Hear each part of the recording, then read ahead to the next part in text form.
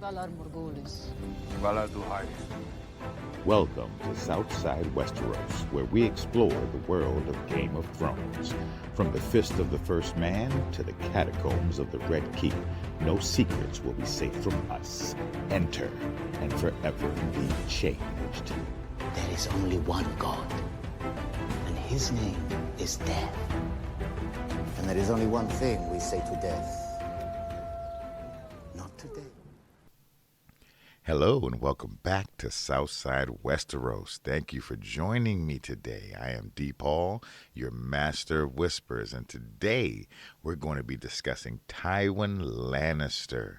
Tywin Lannister is one of my favorite characters. Let me tell you, I used to get chills initially when I first watched the episode. Now, spoiler alert, if you're listening and you have not seen Game of Thrones, then I'm going to get into a lot of events. So if you don't want to ruin it, hit pause, go see the series, come back, and then enjoy it with us. For the rest of you wonderful folks, you, as well as I, are hopefully big fans of the series, while we can be hypercritical of plot holes and things, but I'm going to also talk about the things I like. One being Tywin Lannister. Again, he is one of my favorite characters because I believe he is extremely misunderstood. And I think if you look at his life, the 67 years that he stayed on Westeros, then you would get a different picture of him and realize that, in my opinion, and I'm going to say it up front, he was the only character equipped to win the Game of Thrones. And I'm going to say it again. Let's pause. Tywin Lannister was the only character equipped to win the Game of Thrones.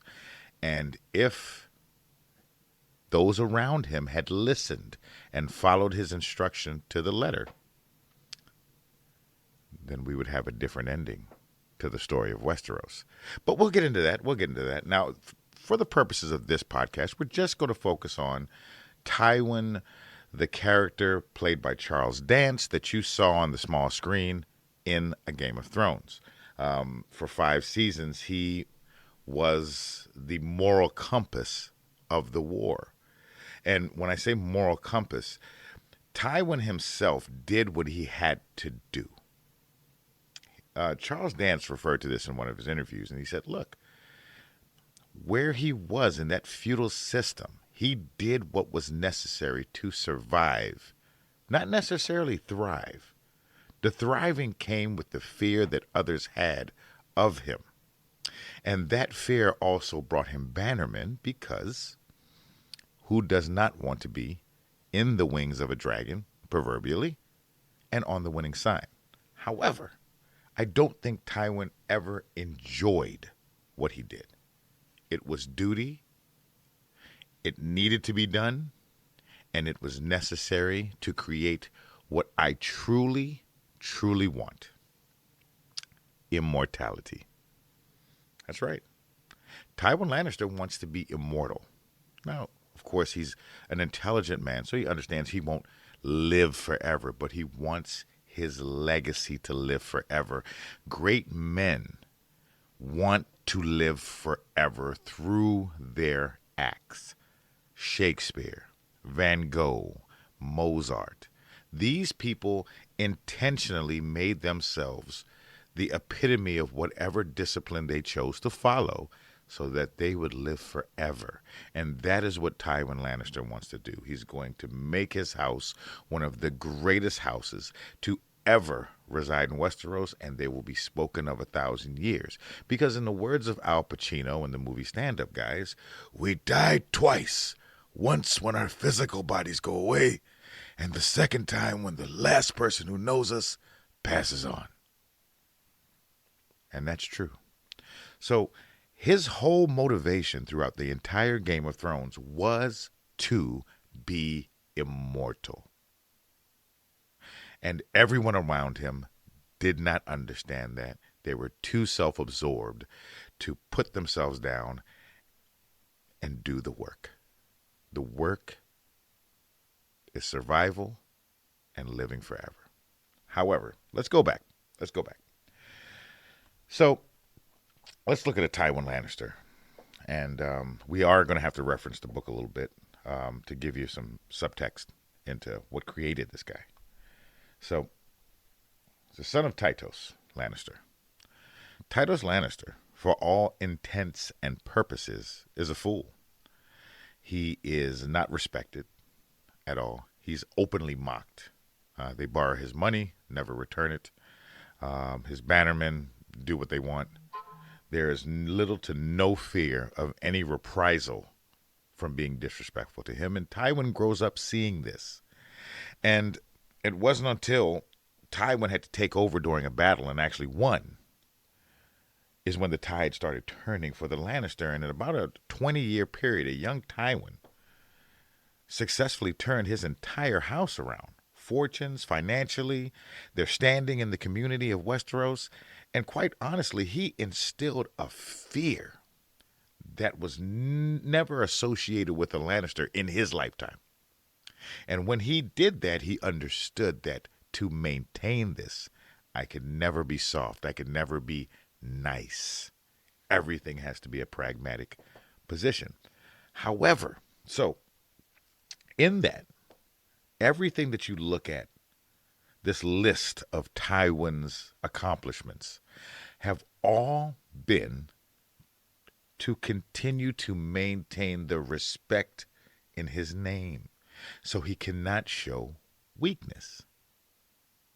So a man like, and let's look at Tywin, and let's look at like the Tyrells, the Martells, all these people. Yes, they're the leaders of their people, they're the politicians, but I liken them more to CEOs. These people are CEOs of their particular and respected areas. And as CEOs, they have to lead their area or their company to prominence, profit, and growth. So Tywin does things that a CEO would need to do. He makes those rough decisions. If a CEO knows the bottom line is I have to fire 200 people, he's going to do it. If a CEO knows that, hey, I have to take over this company and kind of gut it and absorb everything good so my company can survive, he's going to do that. And those are the things that Tywin does. And CEOs, they're very hard-nosed. They're very tough. They tell men what to do. They fight. But you'll find most CEOs are soft when it comes to their significant other. That's where they can let the guard down. That's where they can be free and kind of be vulnerable and be gentle. And that's what Tywin had with Joanna, his wife, the mother of his children. And they don't reference that except during that scene where Tywin is admonishing Tyrion. And honestly, and again, we're going to talk about this in later podcasts, I'm not against Tywin for some of this because I think Tyrion was a severe underachiever. But we're going to get into that into his podcast. But when it comes to this particular scene, that's when you saw a vulnerability in Tywin that you didn't see. You only saw it maybe 2 or 3 times during the entire series. And when Tyrion asks him, what have you ever done for family? Which, by the way, I think everything Tywin does is for family, not for his personal glory.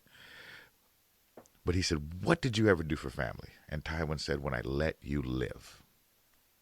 Now, a lot of you dislike Tywin because you feel that he is cruel to Tyrion, and I can understand that. I get that. I can understand that. But understand that this statement is loaded. And again, you have to reference the book to understand why. Tywin and the Mad King were actually best friends. They had to be. They were like Ned and Robert. They fought together. They bled together. They partied together. Not really. Tywin doesn't party.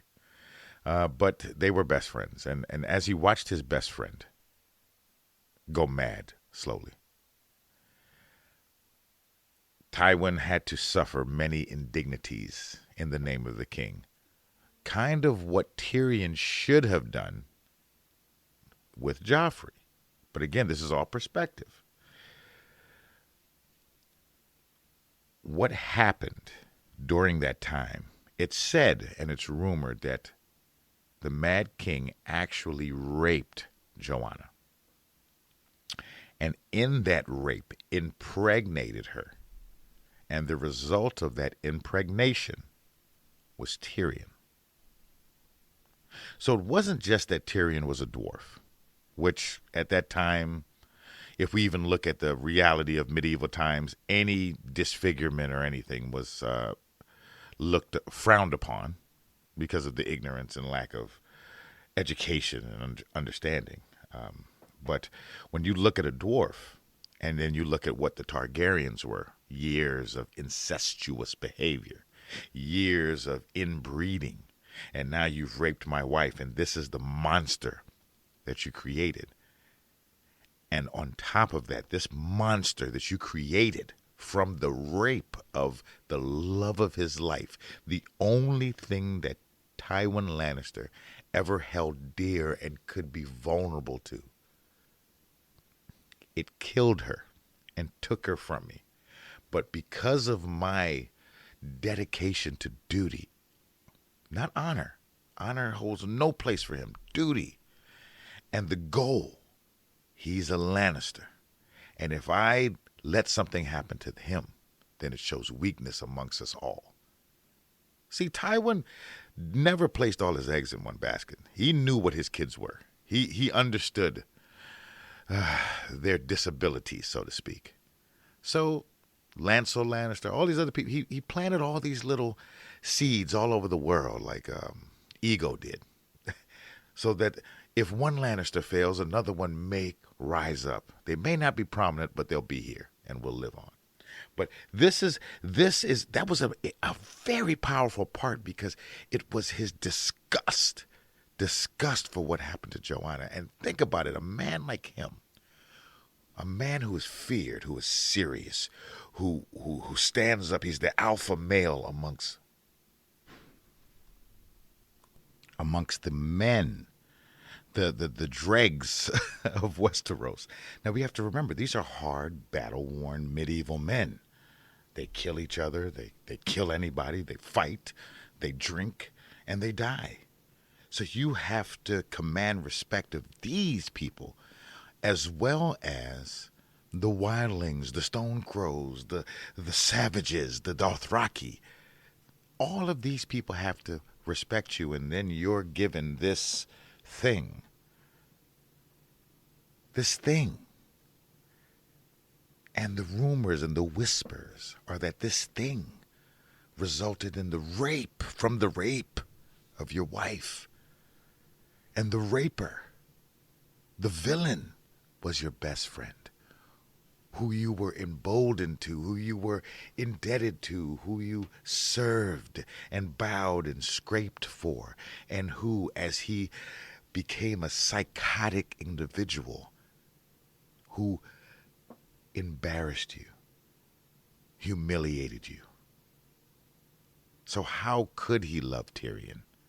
And then Tyrion chose to embarrass him. Now, Tyrion could have overcome the dwarf thing. Of course he could have. Could have worked harder. But again, we'll talk about that later. So, I think that portion of him is not really focused on. And that's what caused him to shut down emotionally. Now, it's all about business. Everything is business. Now, Tywin didn't spend a lot of time with his children. Not at all. They, for the most part, grew up on Casterly Rock. And he spent his time in King's Landing, the Red Keep. And he would come home from time to time. And when he came home, he would pretty much spend the whole time disciplining them for things they did. They were raised by the servants. So they got to do whatever they wanted to do. Eventually, they were brought over to King's Landing, but knowing what was done, he wisely kept his children away from this vile political arena. And he gets no credit for that. Now, unfortunately, the result was bad, but I believe that was his intention. Holding a piece of Joanna. And every time he came home, being the man who he was, he could see what was happening. He can see it in Jaime and Cersei's face. He can see Tyrion squiggling about, waddling about, as he says. And then Tyrion marries a whore. Remember, he was 13, 14 when this happened. So these are the disappointments, the last piece of the love of his life. And this is what they've become while he tries to make a place in the world for them, while he tries to make it so that they will be taken care of once he leaves. And he becomes a character that was so strong, so physically disciplined in everything he did, in appearance anyway, that in the words of Cersei, if Tyrion hadn't killed father, nobody would have had the guts to come after them. And that's absolutely true. Tywin did that better than anybody. He was the MVP of Westeros. And Tyrion sneaking into his bedchamber and killing him on the chamber pot was the only way anyone would have got him. And that's the truth. But again, I think Tywin is a very, very misunderstood character because I believe there's a deep-seated depression that fuels him, that are behind his eyes, those cold, piercing, intense eyes. There's a sadness behind those, similar to the Hound. You have sad eyes, in the words of Tormund Giantsbane. But our friend Tyrion was not the only source of his disappointment. He was just one of the biggest. I believe Tywin was disappointed in everyone he met. Everyone he met didn't live up to their potential. Potential again. Now, where did this come from? From his father. From him being forced to see his father disrespected openly and also being a target of that disrespect until he became, in the words of the description in the book, a tall, thin man with a powerful build. And he could then stand up for himself and then demand and then command the respect of the dregs of Westeros. And he grew the Lannisters, and he was just looking for someone to maintain what he built. Jaime refused, becoming a Kingsguard, never fathering children. Cersei's children were a nightmare. And we'll go into that again. The Baratheons. And Tyrion was an embarrassment. I'm sure Tywin didn't want at 66 years old to be out on a battlefield, but he had to maintain the glory of his house, the glory that his children refused to. So when you look at Tywin and you say, well, he's a mean guy, was he really mean? Or was he doing what was necessary? Was he doing what others refused to do? Now, there's a few other points I have going to make. Now, the Lone Lion, I don't think his family is a symptom of what he's done. I think it just happens. No matter how hard you work, something's going to fall by the wayside. And with him not dealing with the depression of Joanna, he couldn't be there for his family in any loving manner. Only duty, only honor. But his success was based on his vision and his unyielding, consistent manner. Now, another part of the show I want to discuss is that moment he had with Arya, when Arya was his cupbearer. Now, Tywin, knowing everything you know about Tywin, while I don't think Tywin knew she was necessarily a Stark, I think Tywin knew there was more to her. Well, we don't have to think that. We know he knew there was more to her. But I think Tywin was impressed with her. He saw an intensity in Arya that he only saw when looking into a mirror. He saw a will, and he saw guts, heart, moxie, so to speak. He saw something, and he saw what he wanted to see when he looked at his own children instead of spoiled, pompous embarrassments. And that moment that he had with her when he spoke and kind of exposed a lot of her lies, but when he told her, this is going to be my last war, win or lose, that moment is the lion at the end. Now, I encourage you to look up lion prides when forming an opinion on the Lannisters. And understand that that big lion, that big male lion, his job, there's a reason why he lays around. Because his job is to fight at the drop of a hat. Fight at the drop of a hat. Hyenas, leopards, other lions. He's here for that smoke. And the older lion, there's no retirement for him. There's no gold watch. There's no pot of gold at the end of the rainbow. There's no cake in the break room, and we carry you out on our shoulders, and then you go home and you move down to Florida and you haggle over, breakfast and senior citizen discounts, and you go eat buffets at the casinos. No, the old lion, when he gets pushed out of the pride, he dies of starvation. It's a very hard death because he can't hunt for himself. Everything was done for him. Tywin understood that about lions. So he made sure that he can hunt and eat all the way till the end, but he knew that his time was coming to an end. And in that moment, he knew that there was a high likelihood that his life's work would be undone very quickly after he's gone. Which was why Tommen was a breath of fresh air to him. And I want you to look back at that moment with Tommen. Now, again, this is a hard man. This is a man that is feared and makes the decisions that are tough, and life and death, does not mind killing, would kill a man at a wedding, would have people rape and murder.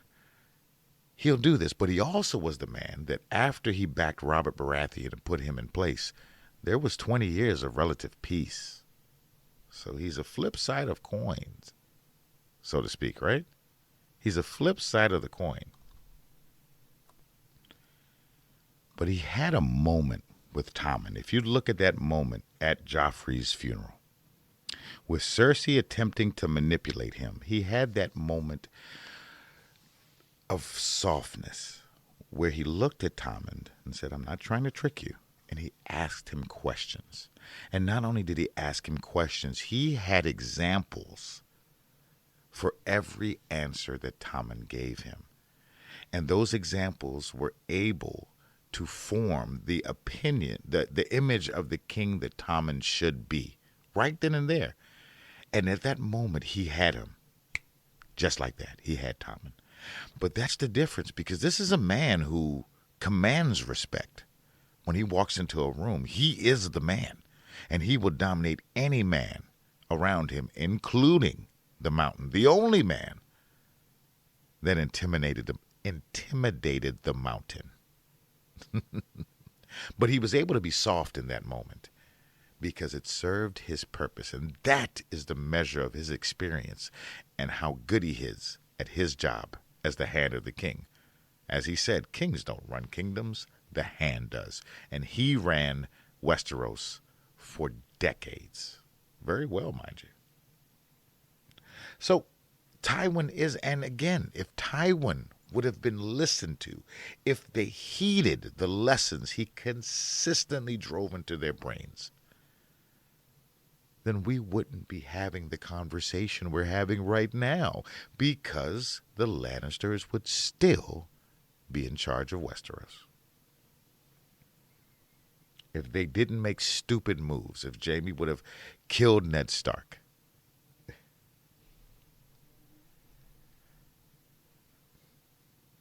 then we would be in a different place. Again, Tywin. The lone lion, the only one that can see it from the beginning to the end. He never wanted riches or power. He wanted immortality. He lived up to his reputation, and in his words, jugglers and singers demand applause. You are a Lannister, and greatness and achievement is expected. He understood fear was the only way to keep the scum in line. Respect and honor brought no tangible benefits, only admiration from the worthless. Admiration from the worthless. He understood risk and reward. And in a sense, he's the man that some of us need to be. The only type of man that will ever achieve great success and sustain power and dominance over his enemies. And who are his enemies? Anyone who is not them. The only rule in war is to end it quickly, at the lowest cost, and eradicate all dissent with heinous violence. Hence, his tolerance of the mountain. Again, he's the only character whose ideology would have won the Game of Thrones. And remember what Cersei said, they never would have come after us if father was still alive. And it's just sad that his legacy didn't live on the way he wanted it to.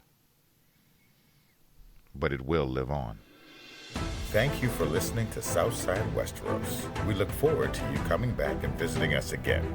If you want to email us, you can reach us at southsidewesteros@gmail.com. You can also reach us at Southsidewesteros at both Instagram, Facebook, and Twitch. We're Sswesteros at Cup of Coffee and Twitter. If you want to donate to the program to keep getting this great content, please donate to our Patreon or our Cashapp. Both are Southsidewesteros. Valodoharas. And may the mother bring 7 blessings to you all.